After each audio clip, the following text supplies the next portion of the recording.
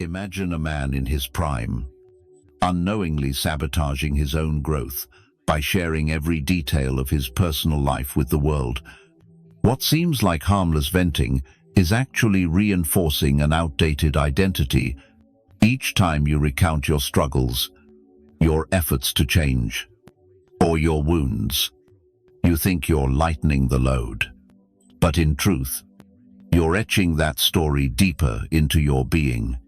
The moral here is clear: true transformation begins when you stop broadcasting your battles and start fighting them in silence. You are retelling an old story with an unchanging ending. Then you live as if you are that story itself. Not everyone needs to know what you're going through. Not everyone has the depth to understand. And more importantly, not everyone deserves to enter the most private corners of your life that you easily give away in conversations. Picture yourself as a seasoned warrior, deciding to advance without fanfare. If you truly want progress, start with silence. Don't publicize every step. Don't confuse talking about change with actually changing. For the man who knows to be silent and act will always command more respect than the one who talks much but does little. In this video, you'll learn to turn silence into a weapon of strength, not a sign of fear. If this message has awakened something in you, leave a comment below with the phrase, "I am a Stoic." Share the moment when silence helped you grow. And most importantly, subscribe to the channel so you don't miss lessons that help you live stronger, wiser, and more peacefully. Recall the quiet strength of a tree growing roots deep underground, unseen yet undeniable, silent but with an undeniable presence. The more you talk about your pain, the more you reinforce it. Have you ever seen someone scratch an unhealed wound? At first, it's just a reaction to discomfort, but over time, it becomes a habit. If continued, the wound will leave a scar that never fades. We do the same with mental pain, but instead of scratching, we talk about it repeatedly. We recount the pain, repeat the disappointments, reenact the betrayals, failure, shame, until it's no longer just a story, but a role we embody. The mind doesn't take repetition lightly. It is a pattern-seeking machine. Think of your brain as a vigilant scribe, noting every word you utter about yourself. The more you talk about something, especially your own pain, the more your brain registers it as part of your identity. Not just something that happened, but who you are.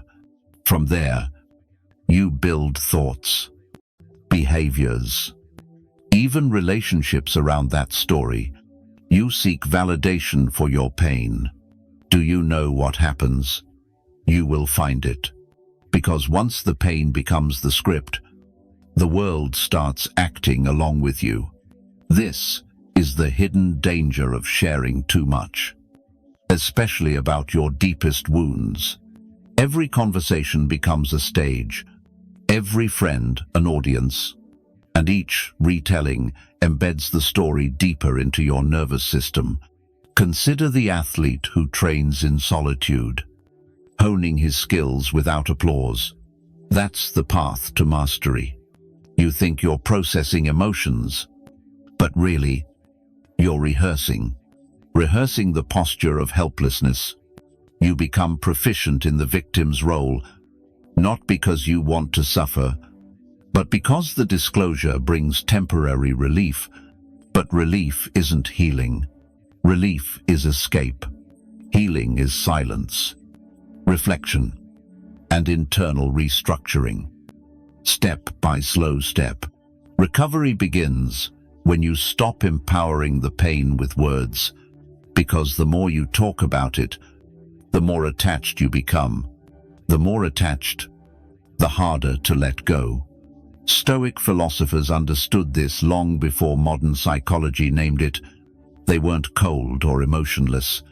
They simply didn't give energy to what they couldn't control, especially when it came to repeating their wounds. To them, speech was a precise tool, used to clarify, not to indulge, used to build, not to bleed. And with pain, they taught a powerful form of restraint, not suppression, but redirection. Because silence isn't weakness, it's strategy. That's how you end the mental chaos and reclaim inner peace. Today, many confuse openness with strength. They think telling everyone their pain is a sign of courage.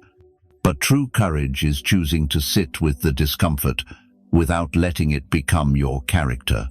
It's letting the pain exist without turning it into a performance. Envision a lone sailor navigating stormy seas, relying on his inner compass rather than shouting into the wind. This doesn't mean you have to hide everything, but you need to choose carefully who, when, and why to speak. Ask yourself, do I need help or just acknowledgement? Do I want healing or just to be heard? Because those aren't the same. One moves you forward, the other keeps you circling. Wearing your wounds like a badge you never wanted, but now can't remove. There is an inner strength that can only be built in silence. Those who practice this begin to change. They no longer feel the need to recount their pain because they no longer see themselves through the lens of suffering. They speak less. But when they do, their words carry weight. Like a reservoir filling quietly, their energy builds without leaking through complaints or confessions. Their energy no longer leaks through complaints or recounting. It accumulates, becomes a silent force, and eventually, the world senses it without them saying a word. That's the power of not sharing too much. That's the discipline of silence. And that whether you call it Stoicism or simply maturity, is what separates those who forever repeat old stories from those who finally transcend them. Second, change without an audience is more powerful. Have you ever wondered quietly, if no one knows I'm changing, am I really changing? That small question reveals something deeper than it appears. We've become accustomed to thinking that growth must be witnessed to be real. Reflect on the oak tree that grows mighty without spectators. Its roots delving deep in obscurity, that if no one sees your progress, it has no value. But the truth many avoid is, the most sustainable and powerful changes happen in silence. You don't need an audience to become the man you're meant to be. Just persistence, clear direction, and the discipline to maintain the process without show. In today's world, almost everything is on display. People post their first workout, new meditation habit, and updated morning routine. Day one becomes content. But what if you choose silence?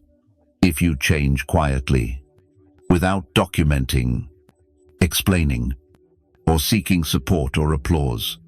At first, it might feel unfamiliar, even empty, as we're used to drawing emotional energy from others, hearts, claps, comments. But when no one knows, just you and the work, you start to see what's real. You feel the difference between performing and practicing. True change, deep and lasting, doesn't need recognition to exist. It needs space. It needs to breathe without judgment.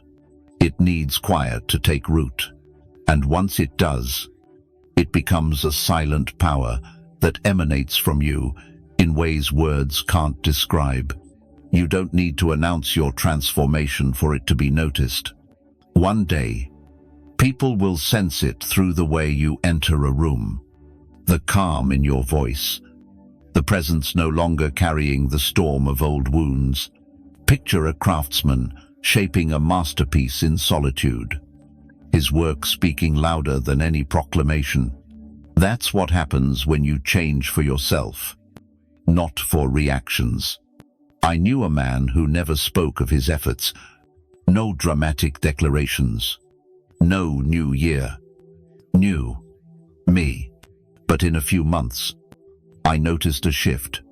He paused before responding, listened more than he spoke, and his words carried precision. His eyes radiated steadiness. I later learned he had been meditating daily, journaling, cutting out digital noise, and rebuilding himself in silence. His transformation didn't need a stage, only commitment. Now, he walks through life with a grounded energy that can't be faked or rushed. The Stoics called this inner self-reliance. They believed in the power of internal transformation, the kind that doesn't need permission or praise. Marcus Aurelius didn't write to impress anyone. He wrote to discipline his mind and soul. Epictetus didn't share to gain followers. He shared because truth, once alive in us, must be lived, not performed. This is the difference between emotional independence and dependence. When your evolution is silent, it belongs to you. When it needs attention, it's vulnerable. So ask yourself, if I can't tell anyone what I'm doing, will I keep going? Imagine a warrior training at dawn, unseen, driven by purpose alone. Will you keep waking early, reading, training your mind, and holding your peace like a Stoic, even if no one knows? If the answer is yes, you've already won. Because the most powerful changes don't shout or seek applause. They grow quietly each day, becoming part of you, not something to display, but something to live fully. Let others post updates. Narrate every small step. You don't need to join in. You're not falling behind. You're building quiet strength, the kind hardest to fake and truest to feel. When change no longer needs to be seen to matter, that's when it becomes permanent. And when your energy isn't spent explaining but poured into becoming, that's when transformation becomes identity. That's when no one needs to ask if you've changed. They'll know without you saying a word. A performance rarely brings lasting change. In an age of social validation, we're trained to share every step, but growth doesn't need a microphone. It needs discipline. It needs silent repetition. It needs inner strength that doesn't demand recognition. If you truly want to become stronger, kalmir, in control of your thoughts and reactions, you must learn the art of moving forward in silence. That silence protects your energy. It lets you focus not on being seen, but on being transformed. Marcus Aurelius didn't write his meditations to impress others. He wrote to keep himself steady. He understood that evolution isn't something you announce, and it's something you live. Consider the river carving a canyon, steady and unannounced, shaping the earth over time.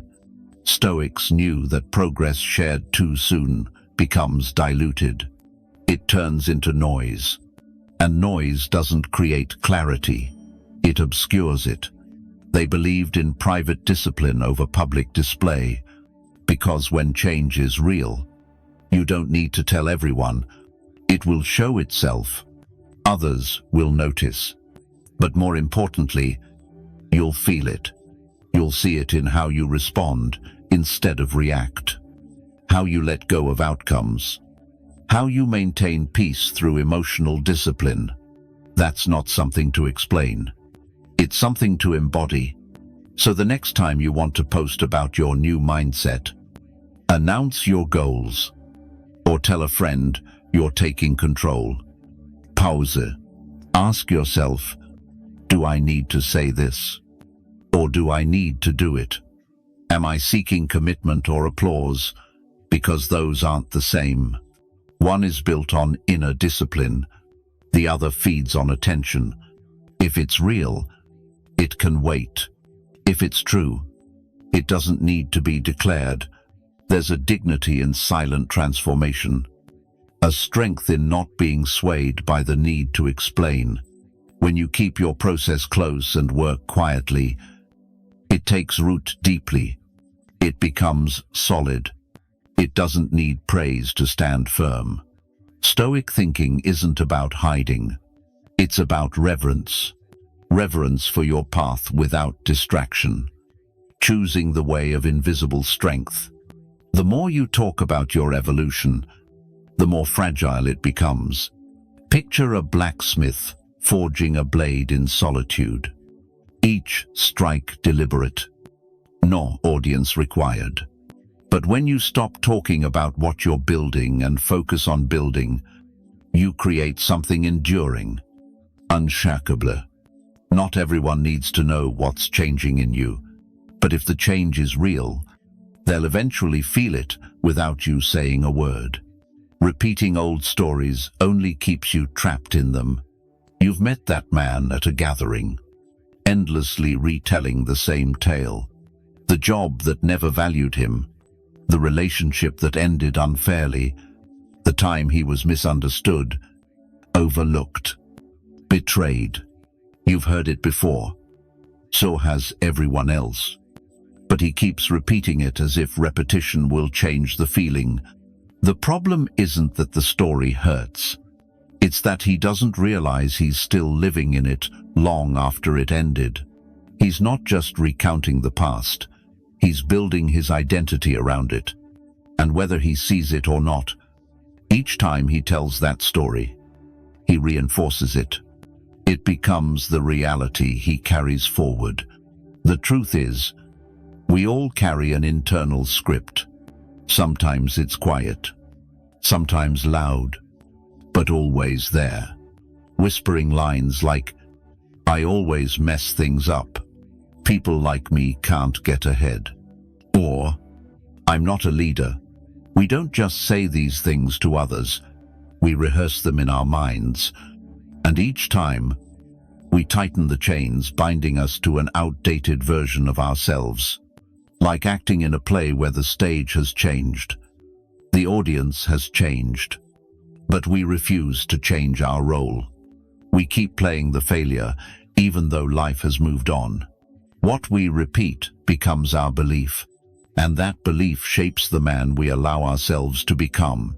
That's why the stories you tell about yourself matter more than you think. They're not harmless. They're not random. They're blueprints. They determine how you respond, what you expect, and whether you dare to try. If you keep telling a story of failure, you'll live as a man who fails, not because you are that man, but because your mind believes the script and acts on it. The Stoics understood the power of this inner dialogue. They didn't obsess over the past because it can't be changed. What matters is the judgment you choose in this moment.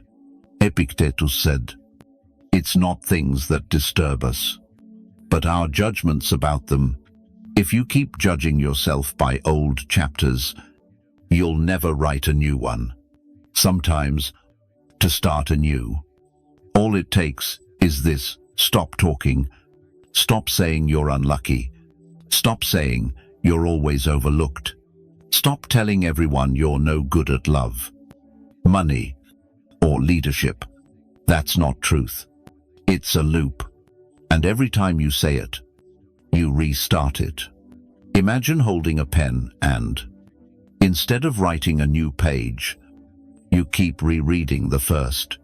Stoic thinking teaches you to pick up the pen and start again, not with grand declarations or forced positivity, but with a small, steady decision to stop telling the story you no longer want to live. Because the moment you stop telling it, you start building something new. Not instantly, not loudly, but gradually and intentionally. word by word, choice by choice.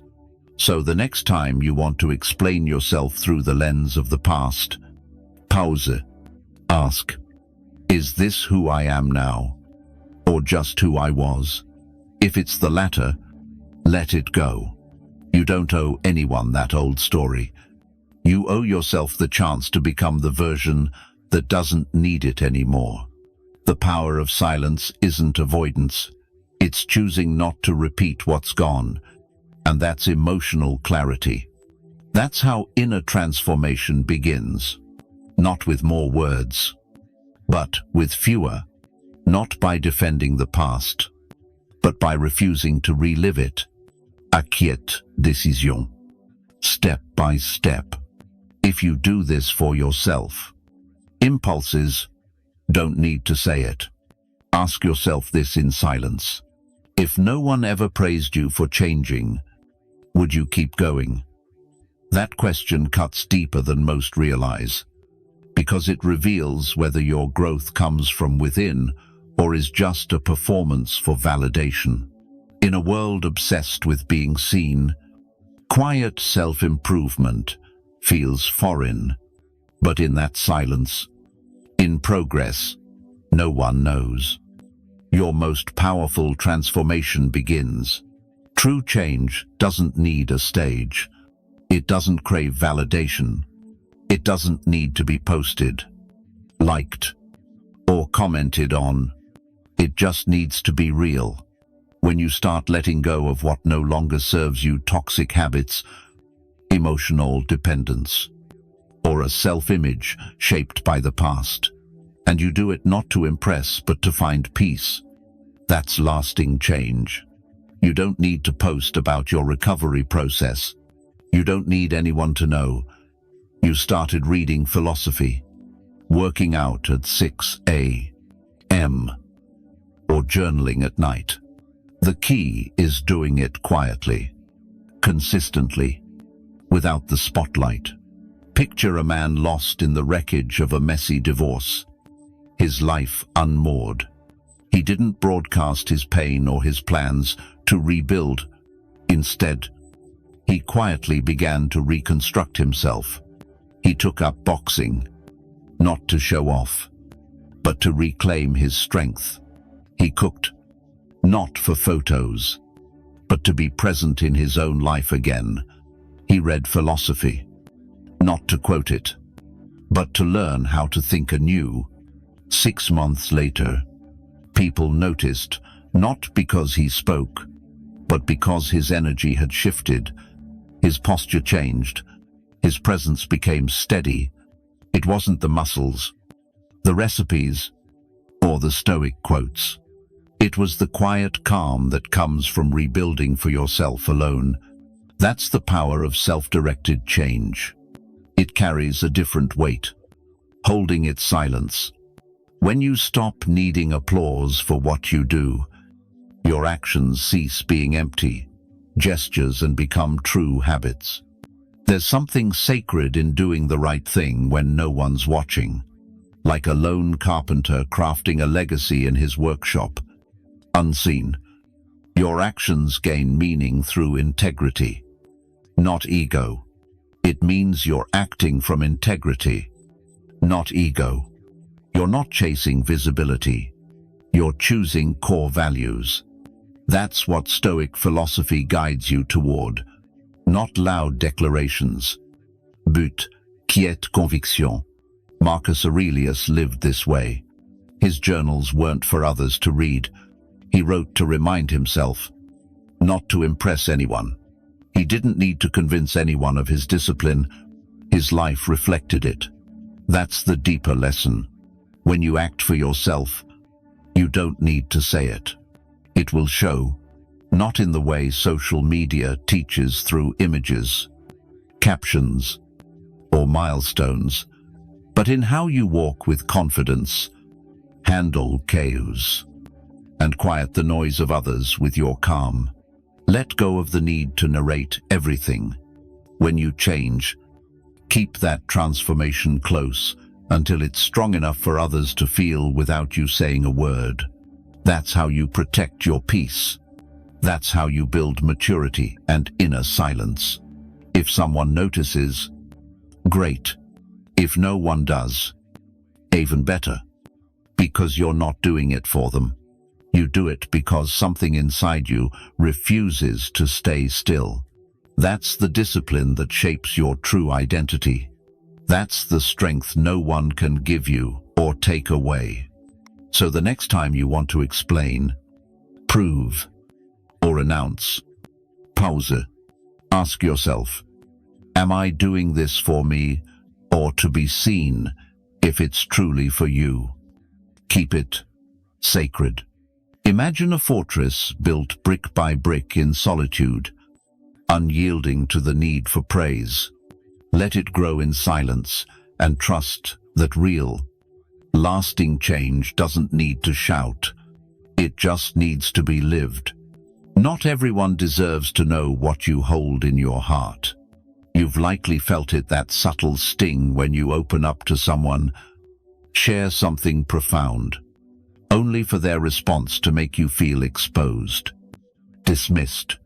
Maybe it's a shrug, a flippant reply like, "You think that's bad? I've been through worse." Or a blank stare that makes your vulnerability feel overblown. That moment teaches a hard but vital lesson. Not everyone deserves to step into your inner world. When you hand the map of your soul to someone who treats it like a crumpled receipt, you begin to see why silence can be sacred. We live in a culture that glorifies openness, where sharing is sold as a cure, repeated like gospel. But there's a vast difference between sharing with someone who can hold your truth and pouring your heart out to those who lack the capacity or willingness to receive it without judgment. Some people, even those close to you, aren't truly listening deeply. Their own inner noise is too loud to hear what you're really saying. And when you try harder to make them understand, pushing, explaining, repeating in hopes they'll finally get it, you don't feel closer. You feel lonelier.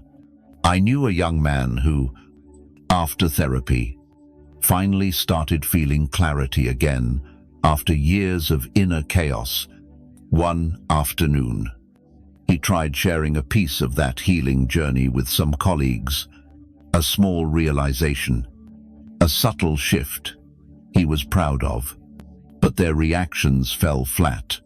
One teased, another gave a half-hearted laugh. Another nodded politely and changed the topic. They didn't mean to hurt him, but the message was clear. This wasn't the time to speak. That moment didn't just silence him, it reminded him that emotional depth needs the right environment. If you pour it into the wrong place, its value is lost, or, worse, dismissed. The Stoics never said to stay silent forever, but they stressed caution. Epictetus taught that if you want to grow, be ready to be misunderstood and guard your peace from those who can't grasp your path. Not because they're bad people, but because they may not be ready, willing, or aware. Some truths, like seeds, need time and careful tending. If you toss them onto barren ground, they won't grow. And if you force them into conversation, they might be trampled before they can root. Your inner life isn't public property. It's not a marketplace. And you're not obligated to explain your healing, your decisions, or your emotional growth to anyone who hasn't earned your trust. Sharing isn't always strength. Sometimes, sharing too freely is self-sabotage. You'll feel exposed, unheard, drained, and forgotten.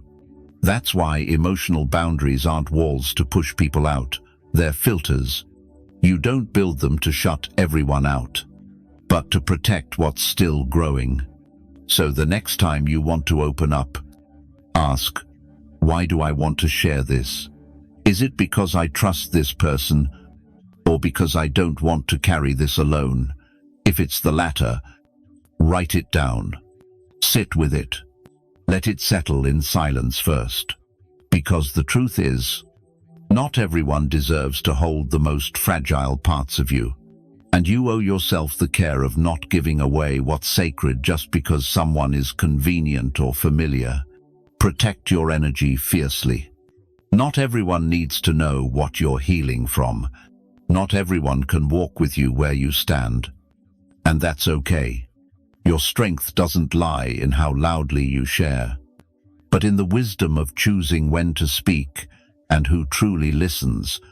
When you stop needing everyone to understand you, you're free to grow without interruption.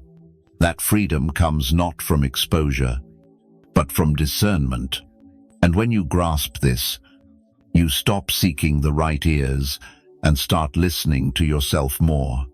There's a kind of exhaustion that doesn't come from hard work. It comes from hearing people talk endlessly about what they'll do, but never follow through. You've heard it too many times. I'm going to eat healthy from now on. I'll apply for that job next week. This time, I'm serious. They say it with conviction, even excitement. But days pass, then weeks, and nothing changes.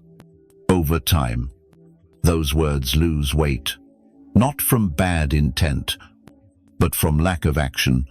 Words without deeds are like smoke without fire. They hint at something happening, but nothing truly shifts. No spark, ignitis. No transformation takes hold. That's why your silence can outweigh another's promises. Picture a man rising before dawn. His resolve, unspoken. His work unseen. You don't need to broadcast your plans to the world to make them real. You don't need to detail your transformation or convince others. This time will be different. Just do it. Wake early and start your morning routine. Build discipline in private. Change happens, not because you spoke, but because something inside you refuses to stay still. In the space where action replaces explanation, your life begins to take shape. Think of a man you respect deeply, not for what he says, but for how he lives. Maybe he never spoke of his changes, but he changed. You see it in his steady stride, his attentive listening, his quiet confidence. His discipline isn't loud, but it radiates strength. No posts, no speeches, no declarations, just the energy of a man who worked in silence without needing recognition. That's the presence that lingers. That's the presence that builds true respect. The Stoics weren't swayed by flowery words. They didn't chase admiration with poetic promises. They lived simply, aligned with inner harmony, acting with purpose and speaking little. Epictetus made it clear, words without action are just noise. Marcus Aurelius, Rome's most powerful man, didn't write to be quoted. He wrote to stay true to his values. He never had to announce he was bettering himself. He just did it quietly. Over time, the result wasn't a louder voice, but a stronger soul. When you keep talking about what you're doing, your plans, your hopes, you're spending energy in the wrong place. Instead of building something solid and lasting, you get lost in the performance of progress, and performances fade. What endures is the quiet, steady effort. The kind of effort that holds value even if no one sees it. The kind that doesn't need applause to feel true. The kind that builds a mindset of silent strength. The kind you carry with you, unseen. The next time you want to explain what you're doing, let your actions speak instead. Let your results, your discipline, and the subtle shift in how you respond send the message. If someone asks, smile. You don't owe anyone updates. You owe yourself results. And results don't come from talking more, they come from doing more. Speak less. Not because you're hiding, but because you've outgrown the need to prove. Act more. Not to impress, but to be true to yourself. Like a sculptor chiseling stone in solitude, let your daily choices carve the foundation you stand on. You don't need to shout. You don't need to convince anyone. When your energy is real, it will show. And when it shows, it outlasts the words that fade. That's the presence of a true man, a clarity without noise, a commitment without fanfare, and a maturity that's real, even if no one witnesses it. In a world addicted to noise, choosing to guard your peace quietly is a bold and powerful act. The more you talk about your struggles, growth, or goals, the easier it is to turn your evolution into a performance. But when you preserve your energy calmly, when you stop sharing too much about your life and start living with quiet discipline, something shifts. You stop reacting to every opinion, stop needing constant approval, and begin to feel the power of inner growth and silence. Stoic philosophy teaches that emotional discipline, self-control, and mental clarity don't come from talking more, they come from doing more. Speak less. Live more. Let your actions carry weight, because when you stop narrating everything, you truly find yourself not the man trying, but the man becoming, and the world will feel it without a single word. If this message resonates with you, share your story in the comments. What have you stopped saying to others to protect your peace? What part of your life are you quietly building? Let us know below. And don't forget to like this video and subscribe to the channel for more Stoic tools to train your mind daily and shift your mindset for real transformation.